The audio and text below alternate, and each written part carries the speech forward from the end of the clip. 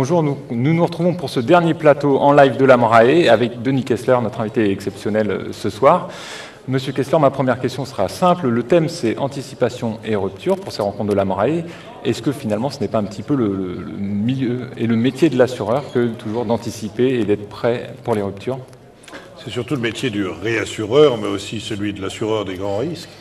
Et on est rentré dans un univers de risques extrêmement différent de celui qu'on a connu. Il est plein de ruptures, il est plein de chocs, il est plein de développement et nous sommes en permanence sous tension. Alors effectivement, porter des risques dans cet environnement devient un challenge à peu près permanent. Alors quand on pose la question dans le secteur de l'assurance, savoir à quoi s'attendre pour cette année 2012, tout le monde parle d'incertitude. Vous confirmez, on est bien dans une période floue, une période qui n'a jamais été connue et il est difficile dans ce cas-là d'anticiper? D'une part, nous sortons d'une année 2011 assez exceptionnelle par le nombre de catastrophes naturelles qui a secoué l'Asie principalement, de grande ampleur, de très grande gravité. Et nous sortons donc de cette période incontestablement secouée. Et puis nous rentrons en 2012. 2011, il y a eu aussi beaucoup de difficultés financières, la crise de l'euro, un certain nombre de perturbations sur les marchés financiers. Je n'ai pas l'impression que ces perturbations vont disparaître en 2012. Et en ce qui me concerne, je crois qu'on est rentré dans une période assez longue de difficultés récurrentes liées au fait qu'il faut résorber une dette qui a été accumulée au cours du passé. C'est un processus toujours douloureux, difficile, long et avec beaucoup de rebondissements. Ça, c'est du côté de l'actif. Du côté du passif, c'est vrai que nous avons en permanence des nouveaux développements. Depuis le début de l'année, nous avons eu cet stupide accident du Costa Concordia, dont la valeur est quand même extrêmement élevée en raison d'une faute humaine. Il y a des pertes de vie humaines et il y a la destruction d'un bateau de grande valeur. Et donc, chaque moment, il y a des accidents qui viennent agiter et perturber notre vie. Alors, outre ces accidents, il y a un contexte économique difficile depuis maintenant 2008, avec des soubresauts. Est-ce que vous avez le sentiment que l'assurance, et plus encore la réassurance, qui sont des activités plutôt contracycliques, peuvent encore souffrir de ce contexte économique? Ce qui est certain, c'est que en 2011 et sans doute 2012, 2013, 2014, nous allons avoir un rendement de nos actifs extrêmement faible. Pour sauver les banques centrales ont une politique de taux d'intérêt extrêmement bas, ce qui leur permet de se refinancer à bon compte.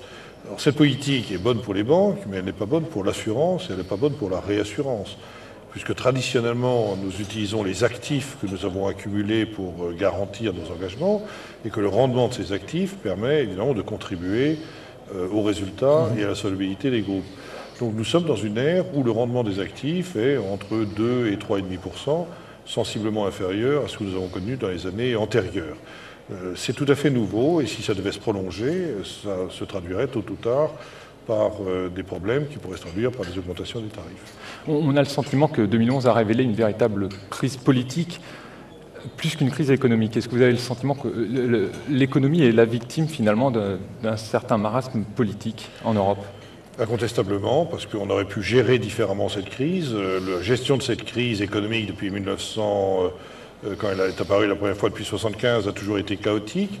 Elle s'est transformée. La nouvelle crise qui est apparue en 2007, qui est une crise de crédit, a été mal gérée au niveau national, au niveau européen et au niveau mondial.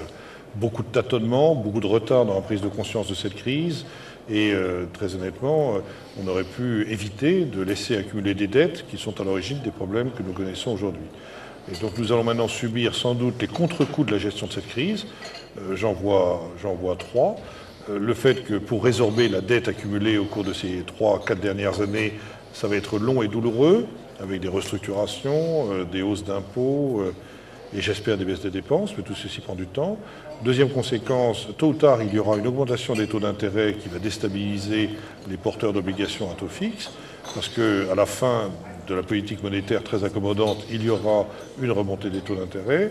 Et la troisième développement sera éventuellement l'inflation, parce qu'il est évident qu'une telle politique monétaire de soutien bancaire aussi forte, qu'on appelle quantitative easing dans le jargon, menée au Royaume-Uni, aux États-Unis et en Europe, se traduira par des pressions inflationnistes assorties de la crise.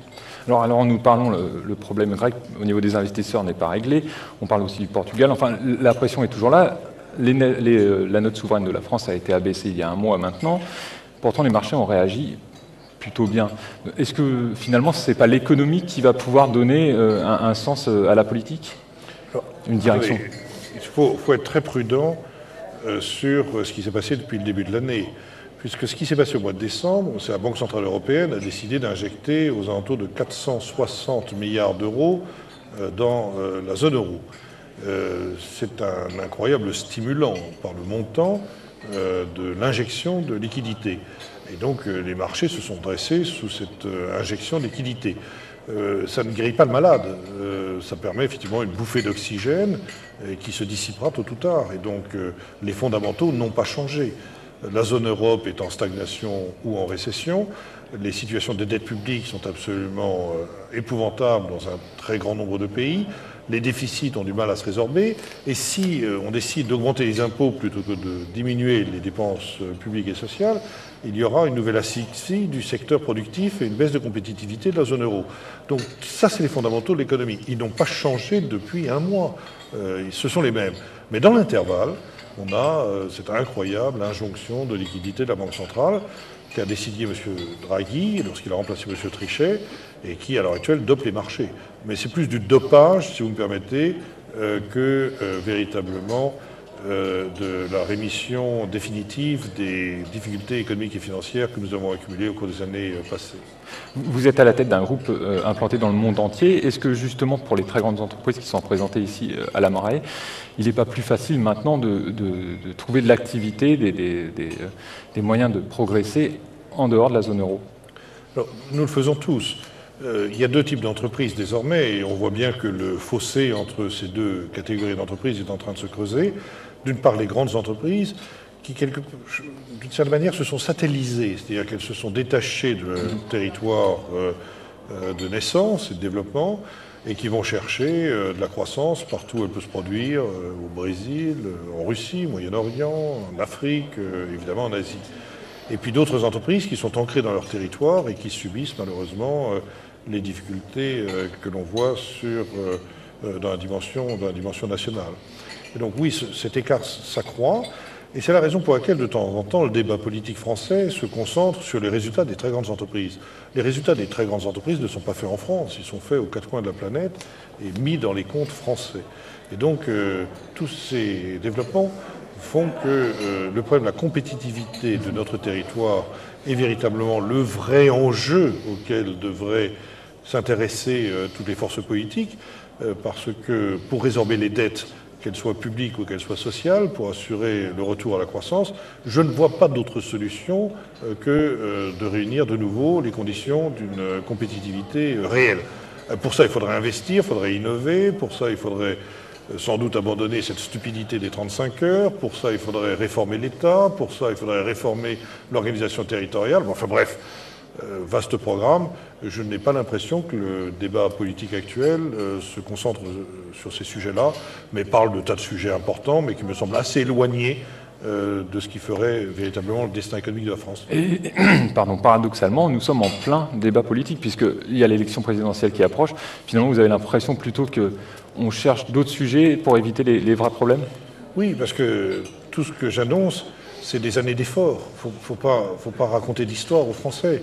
Si on veut retrouver la croissance qui permettra de rembourser les dettes, qui permettra d'assurer la croissance du pouvoir d'achat et l'emploi, c'est un énorme effort devant nous. Effort d'investissement, effort de travail supplémentaire et de réforme de notre organisation collective, qu'elle soit publique ou sociale. Et vous voyez bien que ce n'est pas des thèmes très porteurs. Pourtant, c'est ceux-ci qui devraient être au centre de notre attention. D'autres pays l'ont fait. Moi, ce qui me rassure, parce que dans ce constat assez pessimiste de la situation et des perspectives, ce qui me rassure, c'est de voir des pays comme la Suède, qui après 10 ans s'en sont sortis, s'en sortent, de voir un pays comme le Canada, qui a retrouvé la croissance et l'équilibre de ses finances publiques. Et donc, il y a des voies. Mais la seule voie, c'est à chaque fois la même. C'est un incroyable effort de la collectivité pour retrouver le chemin de la croissance. Et cet effort de la collectivité pour des entreprises, est-ce qu'elle risque d'avoir un coût? Mais si c'est très simple. Si on croit que la résorption du déficit se fait uniquement par une augmentation des prélèvements sur les entreprises et sur les ménages, c'est foutu. C'est foutu. On a déjà un niveau de prélèvement obligatoire absolument exorbitant du droit commun européen et du droit commun mondial. Et si on pense, si les forces politiques pensent que l'on peut continuer à charger la barque des entreprises et des ménages, ça se fera au détriment de l'investissement et de la consommation dans notre pays. La voie, c'est bien que l'État cesse de dépenser ce qu'il dépense à l'heure actuelle. La seule voie, c'est la réduction des dépenses publiques et sociales. Parce qu'autrement, c'est le problème de la compétitivité du pays, de notre site de production. Le monde est global. Si notre territoire n'est pas attractif, nos entreprises trouveront d'autres territoires pour se développer et des entreprises étrangères ne viendront plus chez nous pour y trouver les capacités de production qu'elles souhaitent. Donc c'est un enjeu absolument prioritaire. Malheureusement, il semble que la solution en France, comme on le voit dans le débat politique actuel, on ne parle que d'impôts. Très honnêtement, si la seule perspective offerte aux Français, que ce soit les entreprises ou les ménages, est de payer davantage d'impôts, c'est absolument désespérant. Absolument désespérant. Mais d'un côté, il y a des déficits à réduire, donc de l'argent à faire rentrer dans les caisses. Attendez, pour réduire les déficits, il faut enfin faire ce qu'on n'en a pas fait, remettre de l'ordre dans l'État et dans le système social français. Il ne marche plus, il ne fonctionne plus. Et donc, c'est la raison pour laquelle les pays qui s'en sont sortis, je le répète avec force, il y en a qui s'en sont sortis, c'est ceux qui ont choisi de réduire le déficit par une formidable action sur les dépenses et sur les réformes de leur organisation collective, plutôt que de demander des efforts supplémentaires aux consommateurs et aux investisseurs qui, les pauvres, à l'heure actuelle, ont déjà des charges extrêmement lourdes à supporter. Donc si on ne résout pas ce problème-là, moi je ne vois pas de destin économique à notre pays. Il faut le dire avec force. Croire que l'on peut continuer à prélever pour redistribuer davantage, alors que nous avons déjà plus de la moitié de la richesse nationale qui est prélevée et redistribuée, c'est de la folie. Donc arrêtons ces débats sur le quotient familial le matin, la TVA à midi, la taxe sur les transactions financières le soir. On ne parle que d'impôts. Si le destin de notre pays, c'est davantage d'impôts, de prélèvements, de cotisations, de contributions, que sais-je encore, et vous pouvez prendre tout le dictionnaire des prélèvements possibles et imaginables, si c'est ça le destin du pays, je veux dire que ce soit les consommateurs, les investisseurs ou les talents dans ce pays, partiront. C'est donc une politique d'investissement pour amener de la richesse. Mais on s'est trompé, on a été keynésien jusqu'au bout des ongles, parce que keynésien de la première année, premier semestre, il y a des gens qui n'ont rien compris à l'économie, et seulement une chose, il faut relancer la consommation par le déficit. Ça nous a mené nulle part. Nulle part. La croissance n'est pas là, le chômage a augmenté, mais le déficit, lui, a augmenté de manière absolument spectaculaire. Donc il faut arrêter d'être bêtement keynésien. Être keynésien, relancer la demande dans une économie ouverte, ça n'a pas de sens. On a un déficit commercial abyssal, le plus élevé que la France ait jamais connu, tout simplement parce que notre politique de relance nationale a servi principalement à vider les stocks des entreprises étrangères qui ont accès à notre demande. C'est stupide. Alors, il faut une politique d'offre. L'offre, elle est territorialisée. La demande est déterritorialisée. Donc une offre territorialisée, ça veut dire qu'il faut donner la priorité au système productif. C'est ça l'enjeu. Et si on ne donne pas la priorité au système productif et qu'on la donne au système improductif, au système collectif, très honnêtement, le système productif n'y arrivera pas. N'y arrivera pas. Et depuis 3 ans, 4 ans, 10 ans, 15 ans, on dit que l'attractivité du territoire se dégrade. La preuve en est maintenant l'incroyable déficit commercial qui atteint quasiment 100 milliards d'euros. Donc la priorité doit être au secteur productif, et j'espère que la collectivité nationale va avoir une révélation en se disant on a tout essayé par la politique de demande, c'est un échec total, abandonnons cette politique de soutien de la demande qui n'a pas de sens, on ne peut pas faire de la croissance à crédit, ça ne marche pas. Et donc il va falloir dire aux Français, travaillez plus, donc revenir sur les 35 heures, investissez, épargnez plus, on va dire aux entreprises, faites des efforts d'accumulation, de développement de vos fonds propres et d'innovation et d'exportation. Vous voyez bien que c'est la voie, évidemment, que d'autres pays ont choisie. On se réfère toujours à l'Allemagne, tant mieux, mais c'est la voie qu'a choisie l'Allemagne. Dans ce cas-là, abandonnons le plus rapidement possible et les 35 heures et toute une série de dispositifs qui n'ont pas fait leur preuve. On ne peut pas durablement asseoir un pays sur une montagne de dettes. C'est pas possible.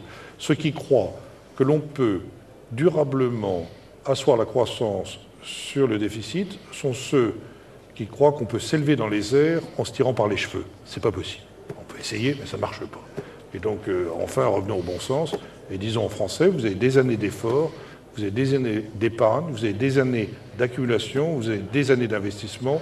de recherche et d'éducation devant vous, et on retrouvera notre destin économique. Voilà, on arrive au terme de cette émission. Dernière question, revenons à la réassurance. Demain, SCOR annonce les renouvellements du 1er janvier. Est-ce que vous avez une petite note optimiste dans ce contexte sombre? Oui, oui. Nous avons, je crois, nous allons présenter demain des renouvellements de très grande qualité. Mais nous sommes allés les chercher aux quatre coins de la planète. Aux quatre coins de la planète, je reviens d'Asie à l'instant, hier à Londres, je repars aux États-Unis la semaine prochaine. Nous allons chercher partout le business.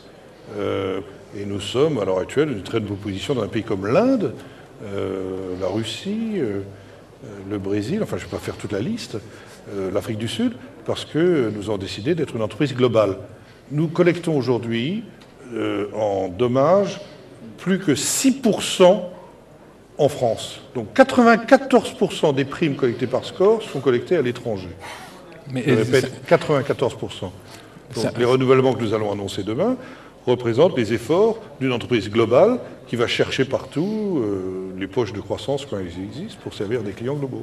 Dans ces 94%, la zone euro représente quand même une part importante. Oui, mais pour nous, on va la chercher. La zone euro, c'est large, c'est 27 pays. Et donc, nous nous développons dans des pays, la Scandinavie, puisque on l'a cité, la Scandinavie qui a retrouvé la croissance, eh bien, nous faisons une performance sur le marché scandinave aujourd'hui. Très bien. Denis Kessler, je vous remercie. Je vous donne rendez-vous, chers internautes, très prochainement pour une nouvelle émission, toujours à Deauville, en live de la Moraille.